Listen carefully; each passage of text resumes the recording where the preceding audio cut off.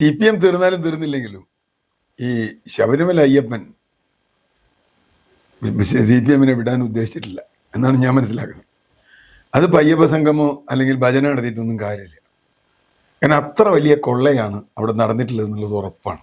ഏറ്റവും ഒടുവിൽ ഈ സ്വർണം വിറ്റ് അതിൻ്റെ ഫണ്ട് കൊണ്ട് പാർട്ടി ഓഫീസ് പണിതു എന്നുവരെ പറയാതെ പറഞ്ഞിരിക്കുന്നു പത്മകുമാർ. അതുകൊണ്ട് പത്മകുമാറിന് ഇനി തൊടില്ല. പത്മകുമാർ ഒരു കാര്യം പറഞ്ഞു, അതിന് മറുപടി ഞാൻ മാത്രമല്ല ദൈവതുല്യരായ ആളുകളുണ്ടെന്ന് പറഞ്ഞത് വെറുതെ അല്ല. അതോടുകൂടി വളരെ വലുതായി. ഈ ദൈവതുല്യർ ശബരിമല അയ്യപ്പൻ തന്നെയാണോ എന്നറിയില്ല. ബാക്കി ആരെങ്കിലും ഉണ്ടെങ്കിൽ മനുഷ്യർ ദൈവതുല്യരായിട്ടുള്ള ആരെങ്കിലും ആണോ മനുഷ്യരായിട്ടുള്ള ആരെങ്കിലും ആണോ എന്നറിയില്ല. അപ്പം അത് പലരുടെ പേരുകളിൽ വന്നു.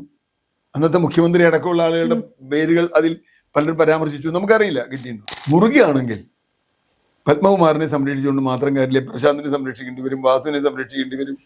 പിന്നെ എല്ലാവരും സംരക്ഷിച്ച് കഴിയുമ്പോൾ പാർട്ടി ഉണ്ടാവില്ല. സംരക്ഷകരുണ്ടാവും, പക്ഷെ പാർട്ടി ഉണ്ടാവില്ല. ഇത് പാർട്ടിക്ക് നന്നായിട്ട് അറിയാം.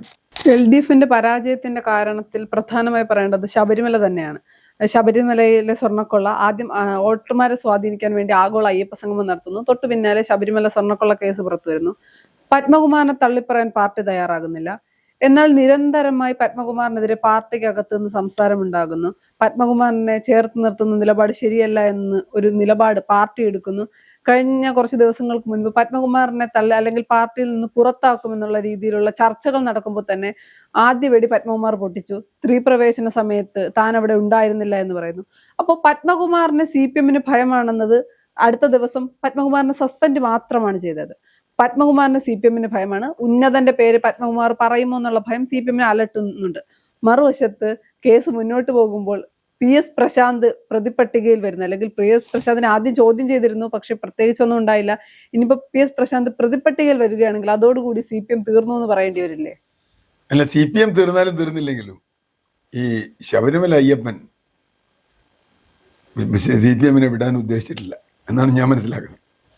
അതിപ്പോൾ അയ്യപ്പ സംഗമോ അല്ലെങ്കിൽ ഭജന നടത്തിയിട്ടൊന്നും കാര്യമില്ല. കാരണം അത്ര വലിയ കൊള്ളയാണ് അവിടെ നടന്നിട്ടുള്ളത് എന്നുള്ളത് ഉറപ്പാണ്. അത് ഇടതുപക്ഷ ഭരണത്തിലാണ് 2018 മുതൽ 25 വരെ നിരന്തരമായി പലതരത്തിൽ, ഇപ്പോൾ സ്വർണ്ണക്കൊള്ള മാത്രമേ നമ്മൾ കണ്ടിട്ടുള്ളൂ. അവിടെ ബാക്കി പല അരവണക്കൊള്ളയും പല കൊള്ളകളോ നെയ്കൊള്ളയും ഒക്കെ നടന്നിട്ടുണ്ട്. അതൊക്കെ വേറെ വരും.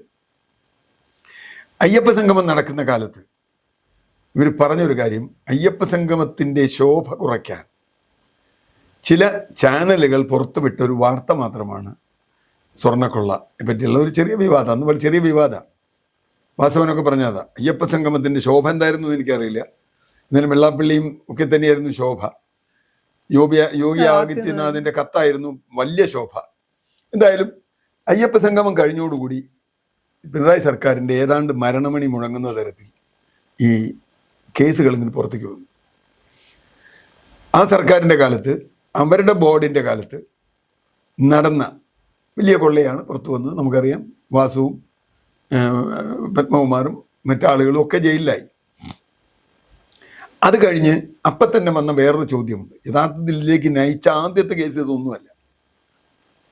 2025 ഈ വാതിൽപ്പാളിയും ദ്വാരപാലക ശില്പമൊക്കെ വീണ്ടും സ്വർണം പെയിൻ്റ് അടിക്കാൻ പുറത്തേക്ക് കൊടുത്തുവിട്ടു എന്നതാണ്. അത് കൊടുത്തുവിട്ടത് ഉണ്ണികൃഷ്ണൻ പോറ്റിയുടെ വഴി തന്നെയാണ്. പോറ്റിയാണ് സ്പോൺസറാണെന്ന്. അപ്പോൾ അത് തെറ്റാണ് എന്ന് പിന്നെ പറഞ്ഞു. അതൊരു ചെറിയ മിസ്റ്റേക്ക് പറ്റി എന്നാണ് പ്രശാന്ത് പറഞ്ഞത്. പക്ഷെ അത് മിസ്റ്റേക്ക് അല്ലായിരുന്നു എന്ന് ഇപ്പോൾ SIT കണ്ടെത്തിയിരിക്കുന്നു. എന്തിനാ അങ്ങനെ അയച്ചത്? 2018 ചെയ്ത സ്വർണ്ണപ്പാളി, അതിലെ കൊള്ള, അതിൻ്റെ നിറം മങ്ങി പുറത്തു വന്നുകൊണ്ടിരിക്കുന്നു. അത് മറച്ചു പിടിക്കാനാണ് 2025 വീണ്ടും ഇത് കൊടുത്തത് എന്ന് SIT കണ്ടെത്തിയിരിക്കുന്നു. അപ്പോൾ പ്രശാന്ത് ഇപ്പം അല്ല, പ്രശാന്ത് ഒഴിഞ്ഞു. ഇപ്പോൾ ഉള്ള ഒരു സന്തോഷ് കുമാർ എന്നാണ് അദ്ദേഹത്തിൻ്റെ പേരെന്നാണ്. LDFന്റെ ഇപ്പോഴും തുടരുന്ന ഒരു മെമ്പറുണ്ട്. കാരണം അവർ 3 വർഷം കഴിഞ്ഞിട്ട് മാറുള്ളൂ. ജയകുമാർ സാറിനൊപ്പം അദ്ദേഹവും ഇനി ജയിലിൽ പോകാൻ സാധ്യതയുണ്ടെന്നാണ് പറയുന്നത്. അദ്ദേഹത്തിനെ പറ്റിയാണ് ഈ കഴിഞ്ഞ ദിവസം വലിയ വിവാദം വന്നത്. അവിടുത്തെ ചില നിയമനങ്ങളും മാറ്റങ്ങളും സംബന്ധിച്ച്, പ്രൊമോഷനൊക്കെ സംബന്ധിച്ച് ജയകുമാർ സാറിട്ട ഉത്തരവ് മന്ത്രി എതിർക്കുകയും മന്ത്രിയുടെ നിർദ്ദേശം അനുസരിച്ച്, കാരണം കൊള്ളയിൽ പങ്കുള്ള ആളുകൾക്കൊക്കെ പ്രൊമോഷൻ കൊടുക്കുന്ന അല്ലെങ്കിൽ സംരക്ഷിക്കുന്ന ഒരു നിലപാടെടുത്തു. അതിനെതിരെ കൃത്യമായി അഭിപ്രായം വരികയും അത് മാറ്റുകയും ചെയ്തു. അതിൻ്റെ പിന്നിൽ പ്രവർത്തിച്ചത് ഈ സന്തോഷ് കുമാർ എന്ന് പറയുന്ന ഇപ്പോഴുള്ള മെമ്പറാണെന്ന് പറയുന്നു. ഏതായാലും അതവിടെ നിൽക്കട്ടെ. പത്മകുമാറിനെ തൊടാൻ ധൈര്യമില്ല എന്ന് CPM പറഞ്ഞു കഴിഞ്ഞു. കാരണം ദൈവതുല്യൻ എന്ന് പറഞ്ഞ ആരാണ് എന്നുള്ളൊരു പ്രശ്നമുണ്ട്. അയ്യപ്പ സംഗമത്തിൻ്റെ അല്ലാതെ ഈ മറ്റേ സ്വർണ്ണപ്പാളിയുടെ കൊള്ളയുമായി ബന്ധപ്പെട്ടുള്ള വിഷയങ്ങൾ മുഴുവൻ പത്മകുമാറിന് അറിയാം. യുവതീ പ്രവേശനവുമായി ബന്ധപ്പെട്ടുള്ള വിഷയത്തിൽ പത്മകുമാർ തുറന്ന് നിലപാട് പറഞ്ഞു. സ്വർണ്ണക്കൊള്ളയിൽ ചെമ്പ് ഞാനല്ല ചെമ്പ് സ്വർണ്ണാക്കിയത് ഞാനല്ല, അത് വേറെ ചില ആളുകളാണ് എന്ന് പറഞ്ഞു. ഏറ്റവും ഒടുവിൽ ഈ സ്വർണം വിറ്റ് അതിൻ്റെ ഫണ്ട് കൊണ്ട് പാർട്ടി ഓഫീസ് പണിതു എന്നുവരെ പറയാതെ പറഞ്ഞിരിക്കുന്നു പത്മകുമാർ. അതുകൊണ്ട് പത്മകുമാറിന് ഇനി തൊടില്ല. പത്മകുമാറിനെ തലോടി നിർത്തുകയുള്ളൂ. എന്നാ ചെയ്തില്ല എന്ന് വെച്ചാൽ ചെയ്തു സസ്പെൻഷൻ, എന്നാ സസ്പെൻഡ് ചെയ്തു എന്ന് വെച്ചാൽ സസ്പെൻഡ് ചെയ്തിട്ടില്ല. പത്മകുമാറിന്റെ പാർട്ടിക്ക് സത്യസന്ധത ഉണ്ടായിരുന്നുവെങ്കിൽ പത്മകുമാറിനെ സസ്പെൻഡ് ചെയ്യേണ്ടത് ഇപ്പോഴല്ലല്ലോ. ജയിലിൽ പോകുമ്പോൾ സസ്പെൻഡ് ചെയ്യണം. അത് സസ്പെൻഡ് നമുക്ക് മനസ്സിലാവും. ഇയാൾ ജയിലിൽ പോകുന്ന വഴിക്ക് അപ്പം സസ്പെൻഡ് ചെയ്യണം. അപ്പം സസ്പെൻഡ് ചെയ്തിട്ട് അന്വേഷണ വിധേയമായി സസ്പെൻഡ് ചെയ്യുന്നു. അന്വേഷണം കഴിഞ്ഞിട്ട് ഇയാൾക്കെതിരെ നടപടി എടുക്കാന്ന് പറഞ്ഞാൽ മനസ്സിലാവും. അല്ല, സ്ത്രീ പ്രവേശനവുമായി ബന്ധപ്പെട്ട കാര്യം പറയുമ്പോൾ MV ഗോവിന്ദൻ പറഞ്ഞത് സ്വർണം കൊള്ളയല്ല, അല്ലെങ്കിൽ ശബരിമല അയ്യന്റെ സ്വർണം കട്ട കേസിലെ പ്രതികൾക്കൊന്നും മറുപടി പറയേണ്ട ആവശ്യം പാർട്ടിക്കോ എനിക്കോ ഇല്ല. അല്ല, അതാ പറഞ്ഞു. പക്ഷേ പത്മകുമാർ ഒരു കാര്യം പറഞ്ഞു, അതിന് മറുപടി ഞാൻ മാത്രമല്ല ദൈവതുല്യരായ ആളുകളുണ്ടെന്ന് പറഞ്ഞത് വെറുതെ അല്ല. അതോടുകൂടി വളരെ വലുതായി. ഈ ദൈവതുല്യർ ശബരിമല അയ്യപ്പൻ തന്നെയാണോ എന്നറിയില്ല. ബാക്കി ആരെങ്കിലും ഉണ്ടെങ്കിൽ ദൈവതുല്യരായിട്ടുള്ള ആരെങ്കിലും ആണോ മനുഷ്യരായിട്ടുള്ള ആരെങ്കിലും ആണോ എന്നറിയില്ല. അപ്പൊ അത് പലരുടെ പേരുകളിൽ വന്നു. അന്നത്തെ മുഖ്യമന്ത്രി അടക്കമുള്ള ആളുകളുടെ പേരുകൾ അതിൽ പലരും പരാമർശിച്ചു. നമുക്കറിയില്ല കിട്ടിയിട്ടുണ്ടോ. എന്തായാലും സ്വർണം വിറ്റ കാശ് കൊണ്ട് പാർട്ടി ഓഫീസ് പണിതു എന്ന് വരെ ആരോപണം എത്തിയപ്പോൾ പത്മകുമാറിനെ ചേർത്ത് പിടിച്ചു. വീണ്ടും അന്ന് ചേർത്ത് പിടിച്ചതുപോലെ അന്ന് പറഞ്ഞ എന്താ, ചാർജ് ഷീറ്റ് വന്നിട്ട് നടപടി എടുക്കുന്നു. ഇപ്പൊ ചാർജ് ഷീറ്റ് വന്നിട്ടില്ലല്ലോ, ഇപ്പൊ നടപടി എടുത്ത് അപ്പം ചാർജ് ഷീറ്റ് വന്നിട്ട് എടുത്താൽ മതി, അതുവരെ എടുത്തൂടെ. പക്ഷേ നമ്മൾ മനസ്സിലാക്കുന്നത് കേരളത്തിലെ എല്ലാ പ്രദേശത്തു നിന്നും അതിശക്തമായതൊന്നും ഏറ്റവും ഒടുവിൽ P. രാജീവ് വരെ പറഞ്ഞു ഇത് ഇയാളെ പുറത്താക്കാതിരുന്നത് നടപടി എടുക്കാതിരുന്നത് ശരിയായിരുന്നില്ല എന്ന് പറഞ്ഞാൽ പാർട്ടിക്ക് ഇപ്പോൾ അത് മനസ്സിലായി. പക്ഷെ പുറത്താക്കാൻ പറ്റുമോ? പുറത്താക്കിയാൽ അയാൾ എന്തെങ്കിലും വിളിച്ച് പറഞ്ഞാൽ അയാൾ ആത്മഹത്യ പുറത്തു വരികയൊക്കെ ചെയ്താൽ അത് വീണ്ടും പാർട്ടിക്ക് പ്രശ്നമാണ്. പക്ഷെ ഇപ്പം അതിനൊക്കെ അപ്പുറത്തേക്ക് കടന്നിരിക്കുന്നു.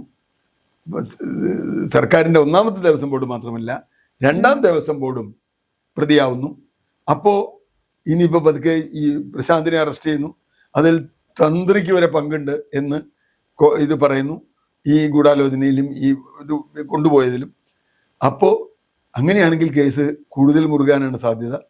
മുറുകയാണെങ്കിൽ പത്മകുമാറിനെ സംരക്ഷിച്ചുകൊണ്ട് മാത്രം കാര്യമില്ല, പ്രശാന്തിനെ സംരക്ഷിക്കേണ്ടി വരും, വാസുവിനെ സംരക്ഷിക്കേണ്ടി വരും. ഇവരെല്ലാവരും സംരക്ഷിച്ച് കഴിയുമ്പോൾ പാർട്ടി ഉണ്ടാവില്ല. സംരക്ഷകരുണ്ടാവും, പക്ഷെ പാർട്ടി ഉണ്ടാവില്ല. ഇത് പാർട്ടിക്ക് നന്നായിട്ട് അറിയാം. വലിയ പ്രതിസന്ധിയിലാണ് ഇപ്പം നിൽക്കുന്നത്.